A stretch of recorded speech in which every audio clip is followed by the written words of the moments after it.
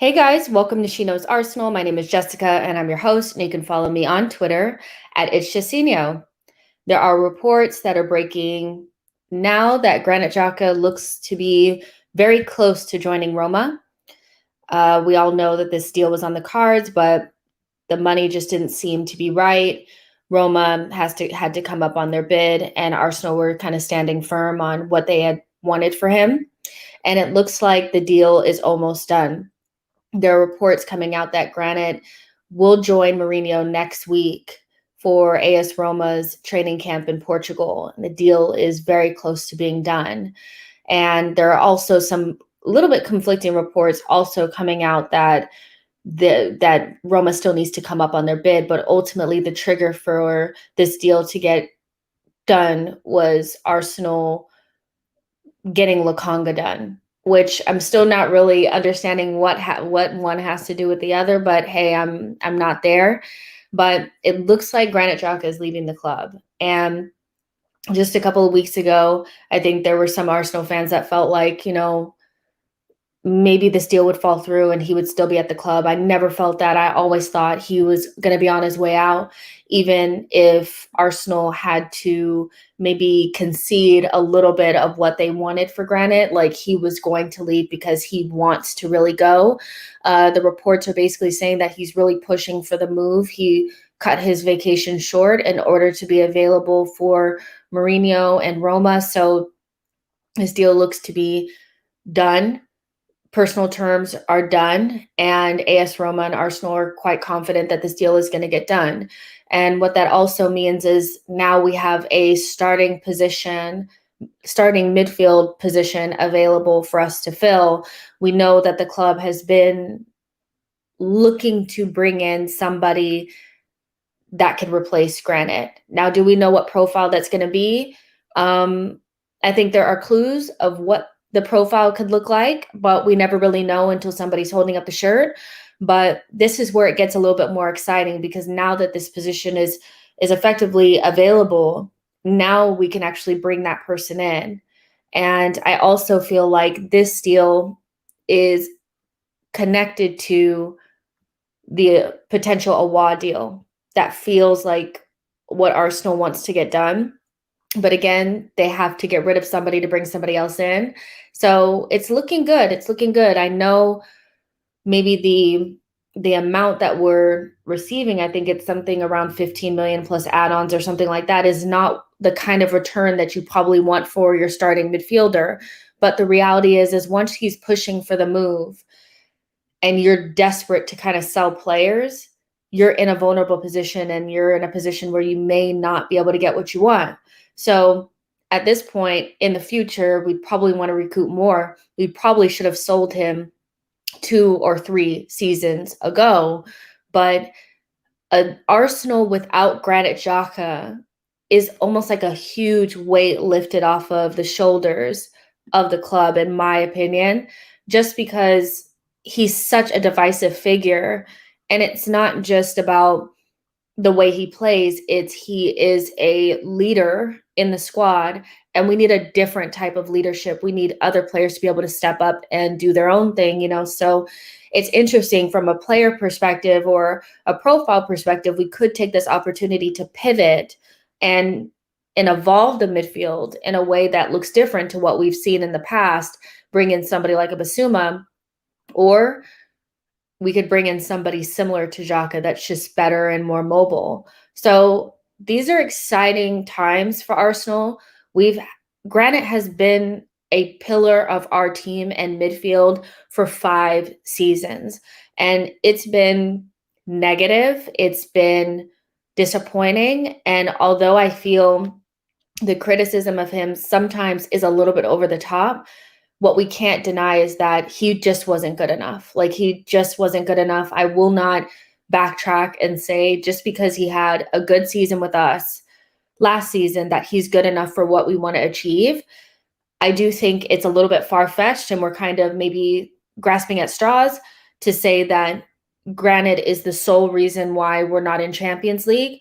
But what I will say is, because we did not build around him and did not bring players in to support him, he was constantly exposed. And the times that he was exposed really did coincide with a lot of the decline that we've seen in the last 3 to 5 seasons for Arsenal. So for me, it feels like a weight lifted off. Like, between Mustafi, Granit, Ozil, potentially Kolasinac, moving on from these players that are synonymous with the decline of our club in the last 5 years, feels so freaking good. So freaking good. I feel happy. So of course the deal is not done, but all of the reports seem like it's getting done. Like, he's going to be gone. So I'm happy. Now, in the future, I just feel like the club needs to do a better job of recruiting from a holistic standpoint and squad building from a holistic standpoint, meaning if you bring in a player that needs to be next to other types of players in order to be successful, please bring in those players in the same transfer window, if not the next one. It's unacceptable for Granit Xhaka, somebody who has to be playing next to a mobile box-to-box, to not get that player next to him until he's about to go. So, you know what I mean? Like, it didn't make sense. A lot of the decisions that we've made and the big money purchases that we made in the last couple of years just haven't worked out because the other pieces are not there. You look at Aubameyang, Lacazette, Granit Xhaka, Pepe. These are big money signings that, some of them have been more successful than others, but ultimately we've never seen a complete team with any of these players. So we have to build a team. Like, we cannot just be bringing in these players and just thinking it's going to work. Like, you know what I mean? So I'm feeling good. I'm happy. I just don't want to have the Granit Xhaka conversations anymore. Like, it just needs to be done. Now, we'll see in the next week or so. I think the midfielder that we're interested in will become very, very obvious very quickly. A lot of people feel like it's Locatelli. I think he's going to Juventus. I think it's pretty clear that that's where he's going to end up, even if it takes some maneuvering and some creativity from both sides. I think that's going to get done because both parties want that to happen. But what we do know is that because we have reliably put in a $40 million bid for Locatelli, there is $40 million there for us to replace Granit Xhaka. So I think that's positive. That's really positive to know that the money is there. And if Locatelli doesn't work out, which I don't think it will, we can move on and bring in somebody else. The other players that we've been linked with that are similar to Locatelli or play in that similar deep line playmaker role have been Ruben Neves and Coop Miners. Coop Miners, I think, is on his way to like Nice, or he's on his way to Rennes, right? So I don't think that's a realistic target at the moment. We probably inquired, but maybe it's not somebody that we're going to look to get. So that leaves me to believe that it may be Ruben Neves. I think because there's been a lot of talk about him, I wouldn't be surprised if there was already like a pre-agreement in place. Maybe some conversations with his agent have taken place, and we know what it will take to get him. So once Granit is gone, we can make a movement for him. And also once the Locatelli thing has been confirmed that he's going to Juventus, I think we will hold out until we know for sure that he's going to go to Juventus. So yeah, it's good times, you know what I mean? But at the same time, we'll know once the midfield target is more clear and we're starting to put in bids for other players that are not Locatelli, because we know he's not coming to us. We'll know what kind of team we're going to be. I think the midfield signing is the most important one, the player that's going to play next to Thomas Partey, because that player will either let us know we're going to be a double pivot team or a midfield 3 team. If we're going to play with a deep lying playmaker, or more of 3 destroyers, it's really, really important. You know what I mean? So I'm excited, but at the same time, I'm very interested to see what the club is thinking in terms of identity in our midfield. I think it's time to evolve. I'd prefer us to change. I don't really love the deep lying playmaker thing, but I would prefer Basuma. But I'm also thinking that he's probably the last choice. Like, I just don't think that's who we're going to go after. So let's see what you guys are saying in the chat box. Yes, the stream is earlier because I have something to do a little bit later, so I won't be able to come on at 10 p.m. like I usually do. I actually prefer the 10 p.m. because I feel like you guys like it more, but I did want to make sure I did something today and didn't just flake. Yeah, Mike, Harry's is probably heartbroken, Billy says Locatelli is the man. Jamal says that person is Basuma surely. I don't know. I just don't think it's Basuma. I think it's going to be somebody of that similar profile to Locatelli. And the next player down from Locatelli, I think in the club's mind, is Ruben Neves. That's what it feels like to me. I could be completely wrong, and I'd love to be wrong on this and for Basuma to show up at the Emirates. Like, I really would. Mag says Basuma has proven in the Premier League Locatelli doesn't want us. No, he doesn't.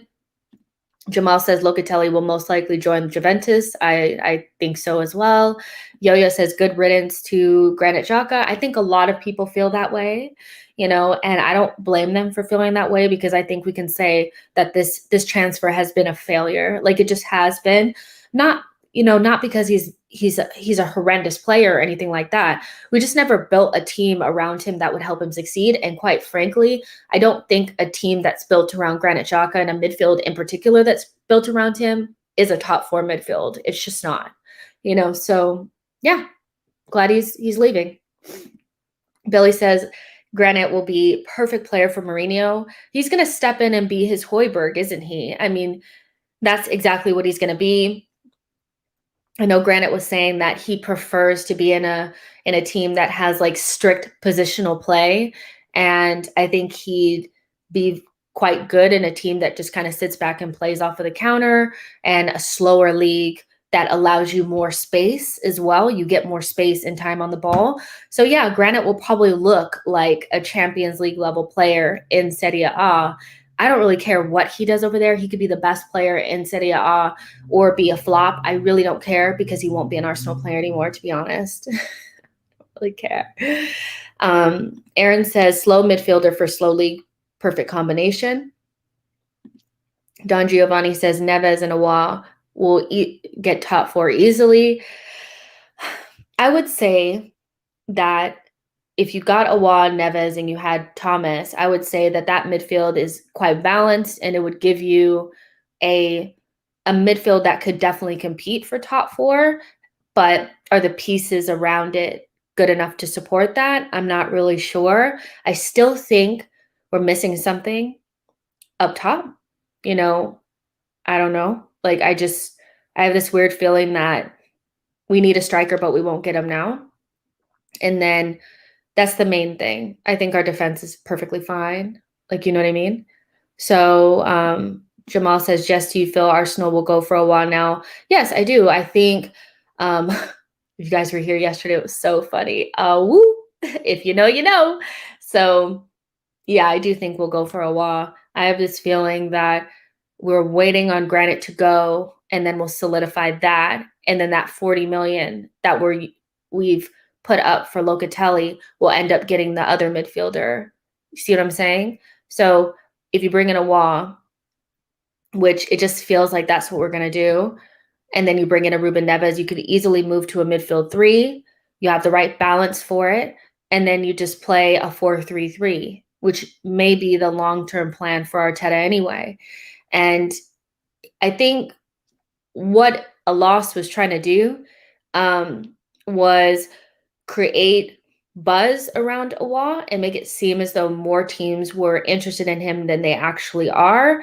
There were reports coming out a couple of days ago that Liverpool and Man United and Spurs were all interested in him. And I just thought that doesn't make sense. Like, it literally makes no sense in terms of the way those teams play that they would be interested in him. It just doesn't make sense at all. And basically, I think the price is set so low that they were putting out names to try to drive the price up. And Arsenal just said, hey, we'll just wait and we'll just do things at our own pace. And now, a couple days later, reports are coming out that none of those teams are actually interested in him. It's literally just us. Like, you know what I mean? So Alas will play these games for a couple more weeks to make it seem like there's more interest in Awa so that he could try to drive the price up. But I do think we'll get him for less than what they wanted last season, which was just ridiculous. They wanted like 60 million for him. So if we're able to get him for less than what we would have had to have paid to get him last season, although I do feel like not having a creative midfielder was a huge mistake, getting him for a lot cheaper is still a win for the club. So I do think I don't understand if you're so interested, because we were literally just interested in Thomas and Awa. If that's it, then I don't understand why you wouldn't go for him now. So I do think we will. Kimsey says Pepe will play center forward. I have heard that they're trying to play him at center forward. I think we should try it. I think something is not clicking, and I don't want to say Aubameyang is this and that in the third, but I have a feeling that he may not be scoring the amount of goals that we need, and Pepe looks sharp. And I also don't feel like he deserves to be dropped. I don't. As soon as Bukayo comes back, then Pepe will get dropped. And I just don't I feel like our most potent front three our best front three just may not involve Aubameyang in this form if this is actually what it continues to be. So I would like to see Pepe play center forward because he's done it before, but not in like the most important game of the season. Arteta, like, try it before then, like, like, don't try to do it in like a final or anything like that. Let's see. Aaron says Pepe and Saka can both play. One doesn't need to be dropped. I'm not saying that so we know that Arteta prefers to play two inverted forwards. You know what I'm saying? Like, Saka plays off of the right because he's left-footed, and then usually the person on the left is right-footed so that they can cut in. So that means that Pepe wouldn't naturally be the choice there, even though I think Arteta kind of conceded sometimes last season and put him there. See what I'm saying? And then you also have Martinelli and ESR that if you move to a midfield 3 or you bring in somebody like a James Maddison, like, Smith Rowe will have to play off of the left sometimes. And if you sign him up to a new deal, you have to play him. Martinelli, you have to figure out a way to play him. They're both right-footed, so they're naturally more suited to that left winger role. So I don't want Pepe to be dropped, but I can easily see it. And a good way to maybe combat that and get a different look to that front three is to maybe try to play Pepe in center forward and see what happens. I would like to see it.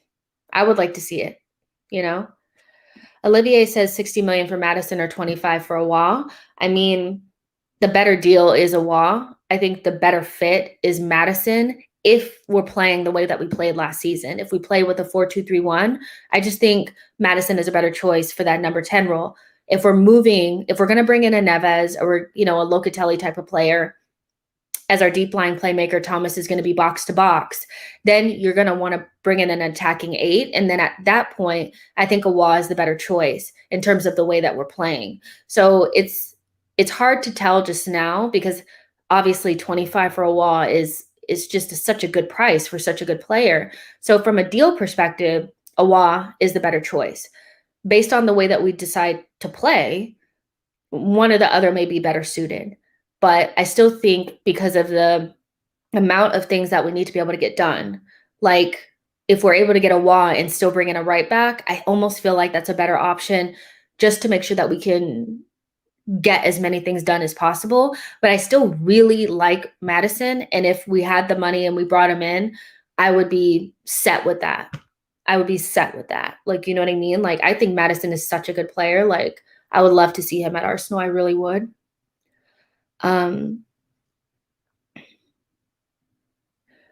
Let's see. Okay, you guys, I gotta go in a couple minutes. Sorry. Robert says, saying Awa sounds like you are screaming in pain, in Polish at least. Awa? I'm not. Don Giovanni says, Arteta needs to be prepared to cut bait on Abba quickly if he doesn't perform.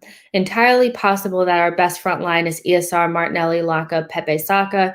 Yeah, for sure. There's also the Lacazette situation, where he's better suited right now for the way that we play, but Aubameyang is the guy that we put the bet on, so we're in a very complex situation where I just don't think our front options are really exactly what we want. So we're going to have to make do. But if Aubameyang is not firing on all cylinders, you might as well just play Lacazette. Like, if Aubameyang is the 15 goal a season striker next season, and Lacazette is as well, because he's always been a 15 goal a season striker anyway, I'd rather have the one that can facilitate the other players, the other wide players better, if I know I'm only going to get 15 goals from my striker. So that's Lacazette, So it's a very complicated scenario, because it could get really sticky really quick, because we know if Aubameyang is dropped, it becomes such a big talking point. Always, but at the same time, Arteta needs to be strong. Like, you know what I mean? If Aubameyang's not doing it, then you'd have to drop him, right? You have to.